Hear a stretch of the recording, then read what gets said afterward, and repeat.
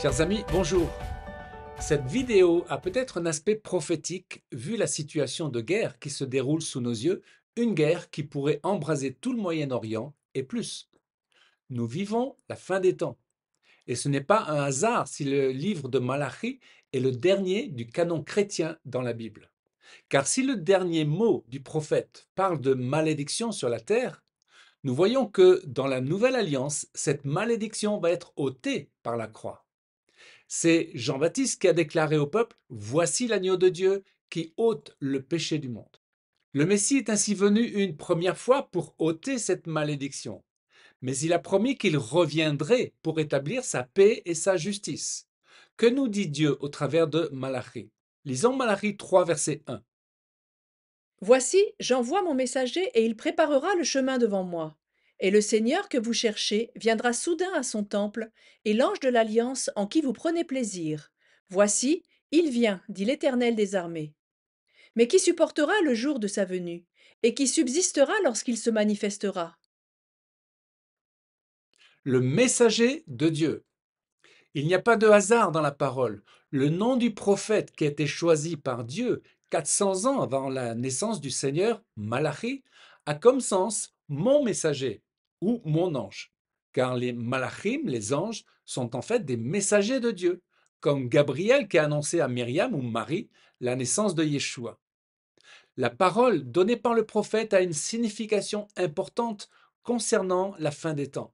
Malachie a comme mission de préparer le chemin du Seigneur.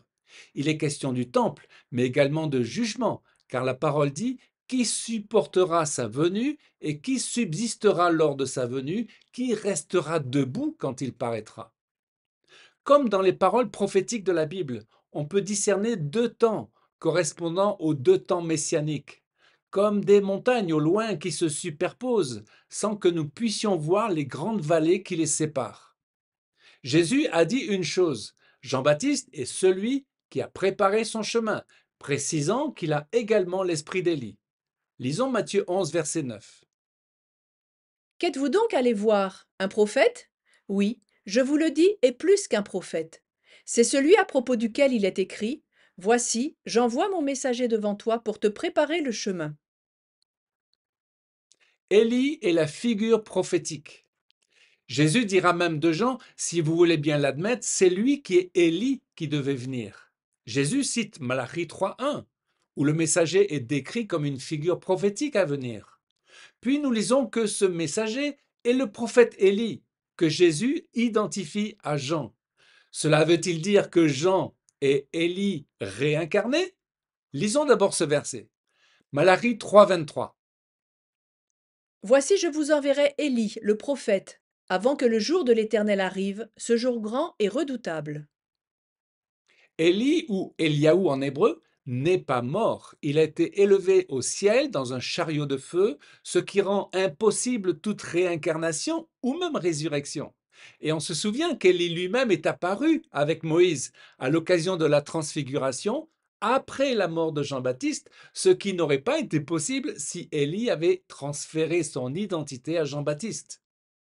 La Bible dit clairement que Jean-Baptiste est Élie, non pas au sens littéral, mais parce qu'il est revêtu de l'esprit et de la puissance d'Élie. Jean-Baptiste est donc l'ambassadeur du Messie, le messager qui annonce son avènement, comme Élie l'a fait dans l'Ancien Testament et pourrait le refaire dans l'avenir, selon Apocalypse 11, avec les deux témoins, qui pourraient être Moïse et Élie. Lisons Apocalypse 11, versets 3 et 6. Je donnerai à mes deux témoins le pouvoir de prophétiser, revêtus de sacs, pendant 1260 jours. Ils ont le pouvoir de fermer le ciel, afin qu'il ne tombe point de pluie pendant les jours de leur prophétie. Et ils ont le pouvoir de changer les eaux en sang, et de frapper la terre de toute espèce de plaie. L'on sait que Moïse changea les eaux du Nil en sang et frappa l'Égypte de Pharaon avec des plaies, de même que le prophète Élie fit cesser la pluie 3 années sous le règne d'Akab. Parlons à présent de l'alliance de Lévi. Jean-Baptiste était lévite. Zacharie, son père, était un sacrificateur de la classe d'Abia et Élisabeth était de la tribu de Lévi d'entre les filles d'Aaron. Quant au prophète Élie, il était probablement lévite comme Jean. Le prophète Élie est un des personnages bibliques les plus emblématiques. Dieu s'est servi de lui à un moment important de l'histoire d'Israël afin de s'opposer à un roi mauvais et ouvrir la voie à un réveil spirituel dans le pays. Et le message de Malachi concerne la loi de Dieu qui est bafouée, notamment par les Lévites, par les sacrificateurs eux-mêmes. Lisons Malachi 2,7. Le sacrificateur doit s'attacher à enseigner la connaissance. C'est vers lui que l'on vient pour recevoir l'enseignement. Il est le messager du Seigneur des armées célestes. Mais vous vous êtes écarté du bon chemin. Par votre enseignement, vous avez fait tomber beaucoup de gens dans le péché. Oui, vous avez rompu l'alliance avec Lévi, déclare le Seigneur des armées célestes. Jacob et Ésaü. Il est intéressant de voir que le début du message de Malachi mentionne Jacob et Ésaü. Ésaü représente Édom. Édom s'est toujours opposé à Israël et l'a combattu. Les prophètes Jérémie et Abdias ont dit que Dieu apporterait un désastre sur Ésaü et que les Édomites seraient finalement détruits. Dieu a un grand problème avec Édom, qui désigne Rome ou l'Occident, où le peuple juif sera exilé et dans les pays où il subira de grandes persécutions. Malachi 1, verset 3. J'ai aimé Jacob et j'ai eu de la haine pour Ésaü. J'ai fait de ses montagnes une solitude, j'ai livré son héritage aux chacals du désert. Si Édom dit: Nous sommes détruits, nous relèverons les ruines. Ainsi parle l'Éternel des armées. Qu'ils bâtissent, je renverserai, et on les appellera pays de la méchanceté, peuple contre lequel l'Éternel est irrité pour toujours. L'angoisse de Jacob. En Genèse 32, nous lisons que Jacob, à son retour en Canaan, soutenu par des anges, envoya des messagers à Ésaü pour l'amadouer. Plus loin, Jacob traversa le gué de Yabbok et dut affronter un homme qui est l'ange de l'Éternel. Dans la pensée juive, il s'agit de l'ange d'Ésaü. Mais la Bible dit: tu as lutté avec Dieu et avec des hommes. Donc Jacob a effectivement lutté avec Laban et Ésaü. On peut considérer, au travers de cette guerre actuelle, que Jacob Israël aura à affronter prophétiquement ces vieux démons personnifiés par Ésaü et Ishmaël avec qui Ésaü s'est associé. Israël a besoin de délivrance. Il doit crier à Dieu pour être délivré de ses ennemis. C'est un temps d'angoisse pour Jacob. Jérémie 30, verset 7. Malheur, car ce jour est grand. Il n'y en a point eu de semblable.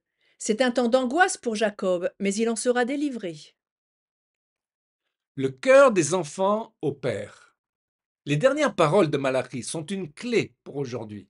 Il est question du jour de l'Éternel, ce jour grand et redoutable, et de Élie le prophète que Dieu va envoyer. Quelle est la mission d'Élie? Malachi 4,6 ou 3,24.